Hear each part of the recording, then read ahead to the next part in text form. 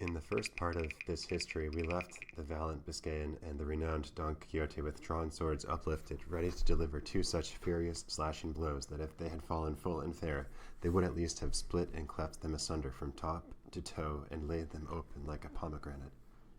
And at this so critical point, the delightful history came to a stop and stood cut short without any intimation from the author where what was missing was to be found.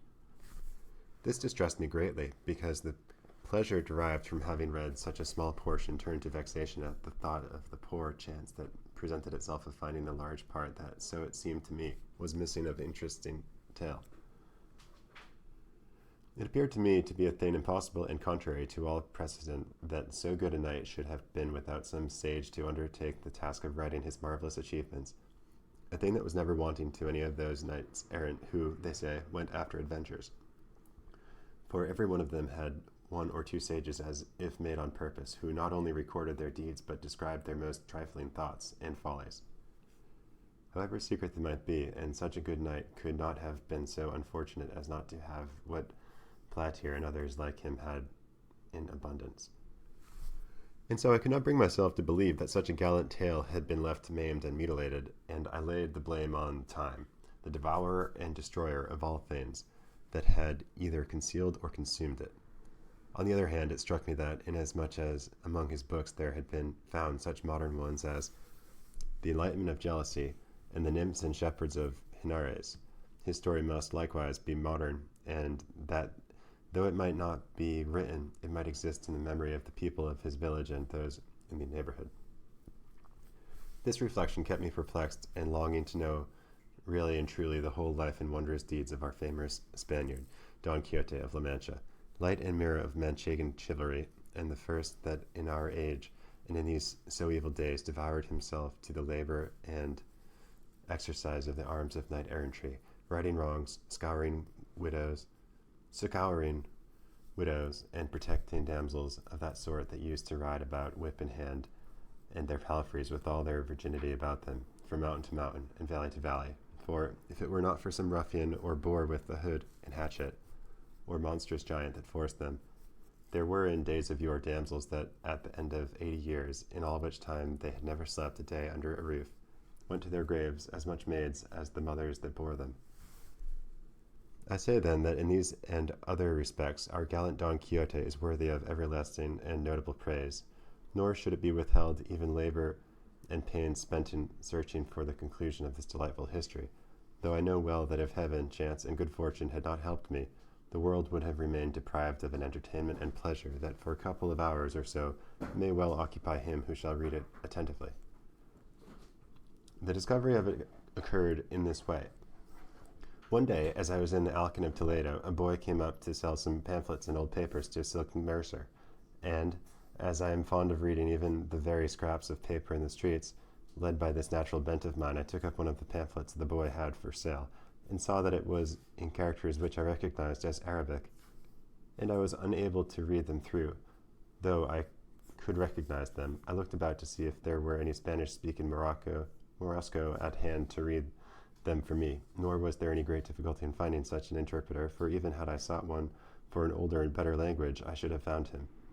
In short, chance provided me with one who, when I told him what I wanted and put the book in his hands, opened it in the middle and, after reading a little, began to laugh. I asked him what he was laughing at, and he replied that it was at something the book had written in the margin by way of a note.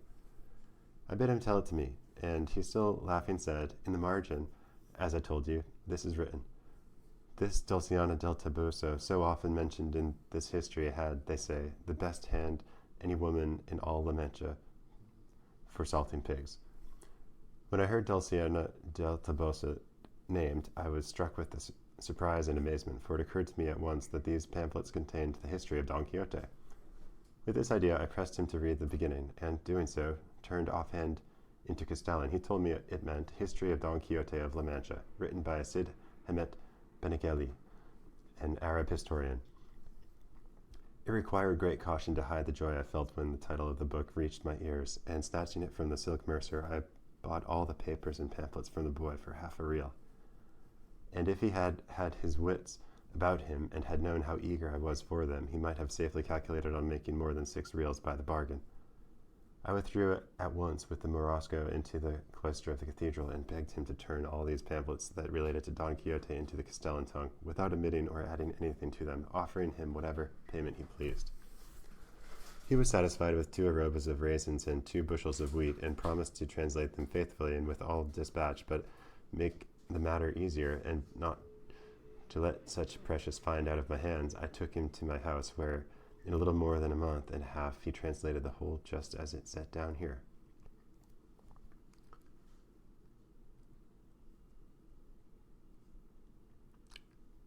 Pamphlet: The battle between Don Quixote and the Biscayan was drawn to the very life. They planted the same attitude as the history described, their swords raised, and the one protected by his buckler, the other by his cushion, and the Biscayan's mule so true to nature that it could be seen and hired 1 bow shot off. The Biscayan had an inscription under his feet which said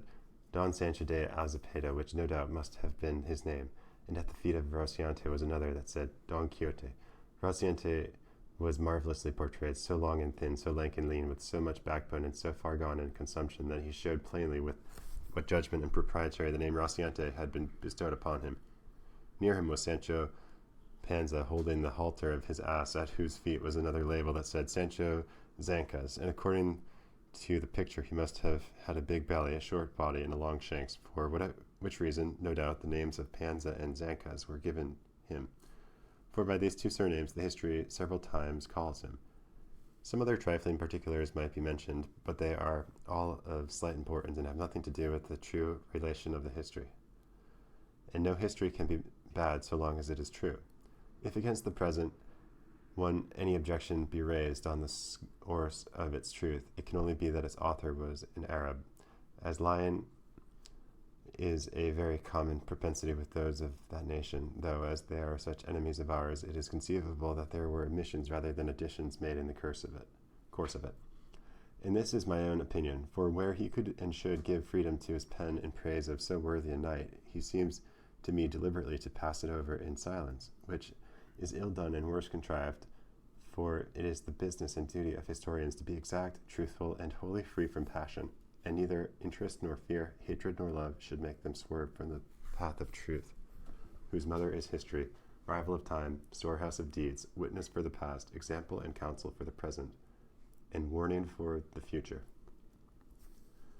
In this I know will be found all that can be desired in the pleasant test, and if it be wanting in any good quantity, I maintain it is the fault of its hound of an author, not the fault of the subject. To be brief, its second part, according to the translation, began in this way. With trenchant swords upraised and poised on high, it seemed as though the 2 valiant and wrathful combatants stood threatening heaven and earth and hell. With such resolution and determination did they bear themselves. The fiery Biscayan was the first to strike a blow, which was delivered with such force and fury that, had not the sword turned its course, that single stroke would have sufficed to put end bitter struggle and to all the adventures of our knight. But that good fortune which reserved him for greater things turned aside the sword of his adversary, so that, although it smote him upon the left shoulder, it did him no more harm than to strip all that side of his armor, carrying away a great part of his helmet with half of his ear, all which with fearful ruin fell to the ground, leaving him in a sorry plight. Good God, who is there that could properly describe the rage that filled the heart of our Manchegan when he saw himself dealt with in this fashion? All that can be said is, it was such that he again raised himself in his stirrups, and grasping his sword more firmly with both hands, he came down on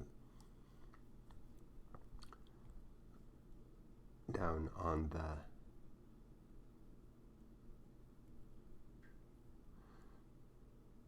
such fury, smiting him full over the cushion and over the head, that even so good a shield proving useless, as if a mountain had fallen on him, he began to bleed from the nose, mouth, and ears, reeling as if about to fall backwards from his mule, as no doubt he would have done had he not flung his arms about his neck. At the same time, however, he slipped his feet out of the stirrups, and then unclasped his arms, and the mule, taking fright at the terrible blow, made off across the plain, and with a few plunges flung its master to the ground. Don Quixote stood looking on very calmly, and when he saw him fall, leaped from his horse, and with great briskness ran to him, and presenting the point of his sword to his eyes, bade him surrender, or he would cut his head off. The Biscayan, who was so bewildered that he was unable to answer a word, and it would have gone hard with him, so blind was Don Quixote, had not the ladies in the coach, who had hitherto been watching the combat in great terror, hastened to where he stood and implored him with earnest entreaties to grant them the great grace and favour of sparing their squire's life, to which Don Quixote replied with much gravity and dignity, In truth, fair ladies, I am well content to do what ye ask of me, but it must be on one condition and understanding, which is that this knight promised to me to go to the village of El Toboso, and on my half present himself before the peerless lady Dulciana, that she dealt with him shall be most pleasing to her. That she deal with him as shall be most pleasing to her. The terrified and disconsolate ladies, without discussing Don Quixote's demand or asking who Dulciana might be, promised that their squire should do all that had been commanded. Then, on the faith of that promise, said Don Quixote, I shall do him no further harm, though he well deserves it of me.